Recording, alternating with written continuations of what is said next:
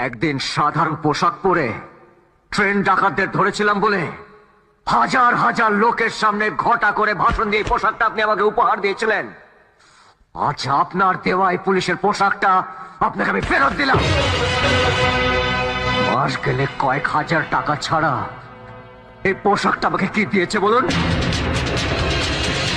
এই পোশাকটা পরে এমএলএর ছেলেকে অ্যারেস্ট করেছিলাম বলে আমার চোখের সামনে আমার দিদিকে মরতে হলো।